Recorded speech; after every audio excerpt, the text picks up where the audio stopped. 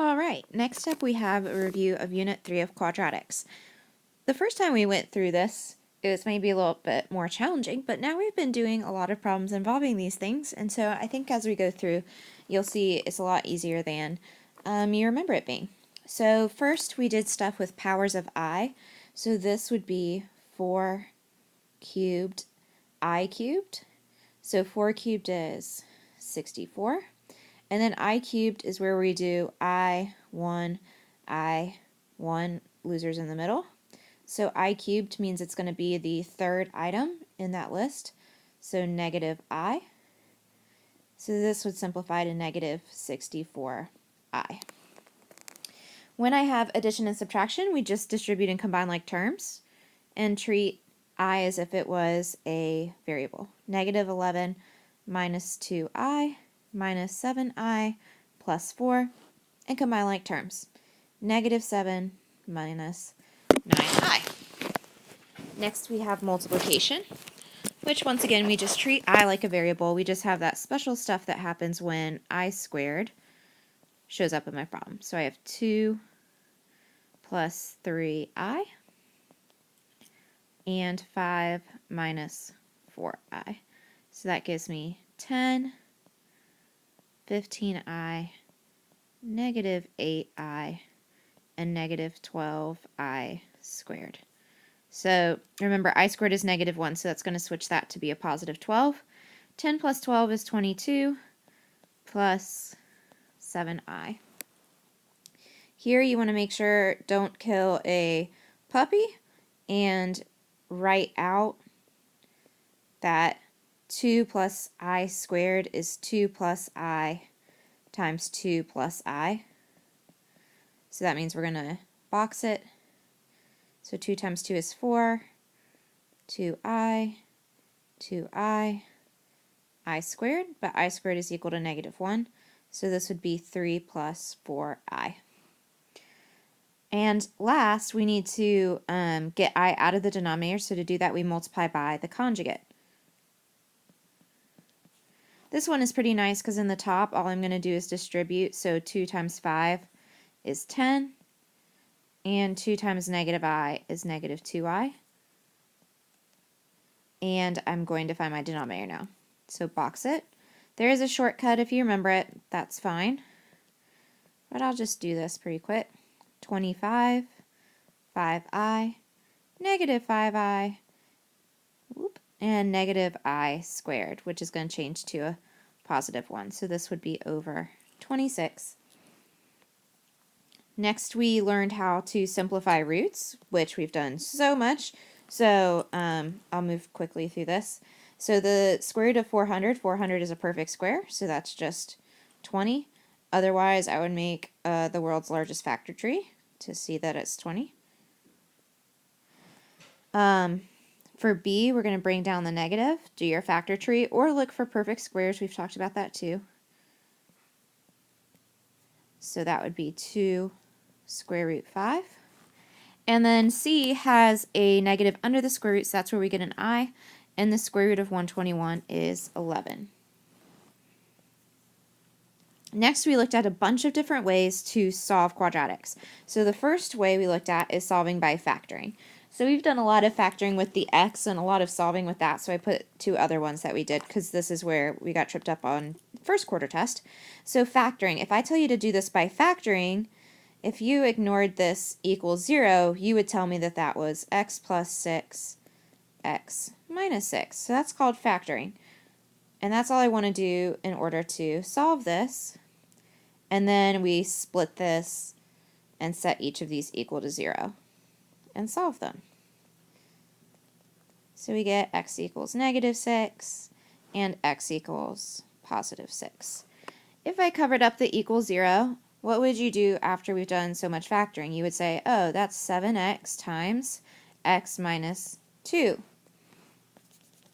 But I need to solve it, so I set that equal to 0, split it up, so 7x equals 0, x minus 2 equals 0, and then we divide by 7, so x could be 0, or x could be positive 2. All right. What trips you up if I ask you to solve by factoring in these when it's just two terms is y'all want to end up adding the term over and kind of doing a square root method, and that's what confuses you. Speaking of square root method, let's look at some. Okay. So square root method means that I'm getting my quantity that's being squared by itself. So I need to get that by itself. So what would be my first step? I would minus 3 from both sides, and that gives me negative 2x squared equals negative 64. I'm trying to get the x squared term by itself, so I would divide by negative 2, and I get x squared equals 32. And then square root method, square root of both sides, don't forget your plus or minus. So x equals plus or minus, factor tree or look for perfect squares. This one is faster to do perfect squares, 16 times 2. So 4 square root true.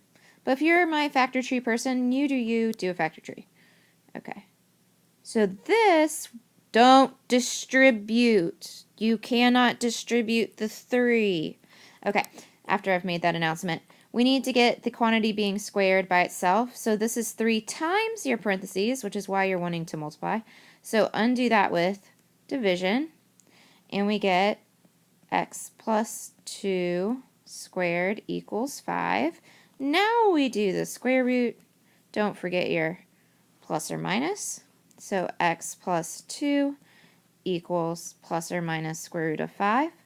And we subtract that 2 over and just put it up front. So x equals negative 2 plus or minus square root of 5. So looking at this last one, what are we not going to do? Don't distribute. Get my blob by itself. And how am I going to get that blob by itself? We would minus 6. Why did I give myself such large numbers? I don't know. Current me is not liking past me. Okay, so that gives me 135. Need to get my squared quantity by itself. So how do I undo that? Divide by 3. So x plus 1 squared equals 45. Okay, and we're going to do the square root of that puppy, plus or minus. So x plus 1 equals plus or minus, do perfect squares on this one, 9 and 5. So plus or minus 3 square root 5. You like my formatting there? That was beautiful. And minus 1 from both sides. So x equals negative 1 plus or minus 3 square root of 5. After square root method, we move to completing the square. So with completing the square, I basically want to squish something that is not square root method and force it to be square root method. So the first step for completing the square is to move your constant so it's on the other side. Yay, my first step is done. Boom. Now we draw our box. I am not leaving enough room. Oh well. Draw our box, first term, first box. Completing the square, we want a square, which means we're going to put this in half. So that would be 4x, 4x, so factored out, x, 4, 4. So that is going to factor to x plus 4. But wait, I'm missing something. I'm missing 16. And if I add 16 there, I have to add 16 to the other side. And that gives me negative 14? Yes. Okay. Now, notice I didn't do that opposite of what's in front of x squared stuff. That's to go to vertex form. So that's when I'm dealing with forms of equation, not when I'm solving. Okay, so now we have to be able to keep those two things separate. And now I have a square root method from what we just did. So square root both sides. Don't forget your plus or minus. So x plus 4 equals plus or minus. Square root of 14 doesn't simplify, but I can take out that I. And then subtract 4. So x equals negative 4 plus or minus square root of 14i.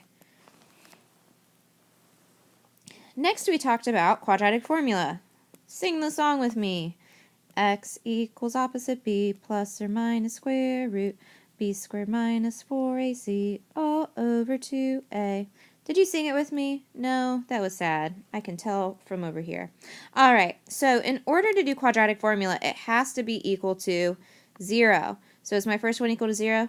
Yes, so I can do a, b, c, easy as 1, 2, 3.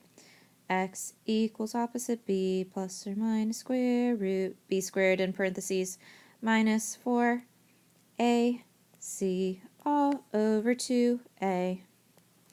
All right, so x equals negative 6 plus or minus the square root of 36 minus 16, so that would be 20 over 8. Don't divide into the square root. Do a factor tree. Or look for perfect squares. I'm doing the perfect squares to kind of show y'all a little bit how to do that. Oh, it helps when I do that if I actually put the right number. 4 times 5. All right, there we go. So that would be x equals negative 6 plus or minus 2 square roots 5 over 8. Now I look outside the square root and I see, is there something goes into all of those holly jolly numbers? Yep, 2. So negative 4 plus or minus the square root of 5 over 4. Yay, I'm done. All right, next problem. Am I equal to 0? No. So how do I get it equal to 0? Add 2. All right, x squared plus 2x plus 2 equals 0. A, B, C, easy as 1, 2, 3. X equals opposite b plus or minus square root b squared in parentheses minus 4ac all over 2a. So x equals negative 2 plus or minus the square root. 4 minus 8 is negative 4 all over 2. And we can simplify this a little bit. Negative 2 plus or minus 2i over 2. So my final answer is x equals negative 1 plus or minus I. All right, last one for quadratic formula. And is it equal to 0? No, so I'm going to minus the 3. Now notice I'm moving things over there because see my x squared is happy. Why is it happy? Because it's positive. And so I want my x squared to be positive. Because when x squared is not positive, you're probably going to forget about the fact it's negative by the end of this problem. So once again, life suggestion, take it or leave it. I'm just telling you what I've seen people make mistakes on. And we sing the song. X equals opposite b plus or minus square root b squared in parentheses minus 4ac all over 2a. All right, we have fun simplifying on this one. All right, 49 plus, let's see, 12 times 6 is 72. 121, yay! Why am I happy about 121? Because it's a perfect square. All right, I was way too excited about that. Negative 7 plus or minus 11 over 12. So I get negative 7 plus 11 is 4 over 12. Negative 7 minus 11 is negative 18 over 12. And then I almost had enough room. Simplify that down. And we get x equals 1/3 and negative 3 over 2. All right. The last thing, which we haven't mentioned in a long time, is that word, the discriminant. Whew, man, it's been a while since we've talked about that. So the discriminant is just what's underneath the radical, b squared minus 4ac. Okay? So if I have my a, my b, and my c, it's just 7 squared minus 4 times 1 times 12. So that would be 49 minus 48, which is 1. So since it's positive, that means that it's going to be 2 real solutions. And since 1 is an integer, it's going to be 2, and a perfect square, sorry, it's going to be 2 real rational solutions. Then we have A, B, C. b squared minus 4ac. And this is going to be 64 minus 4. 64 minus 64, can't talk, which is 0. When you get 0, that means you have one real rational solution.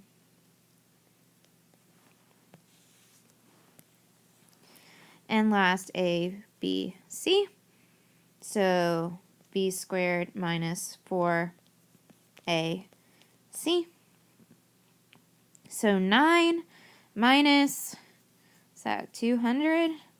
So negative 191. So since it's negative, it means there's going to be two imaginary solutions. Okay, non-real solutions. There we go.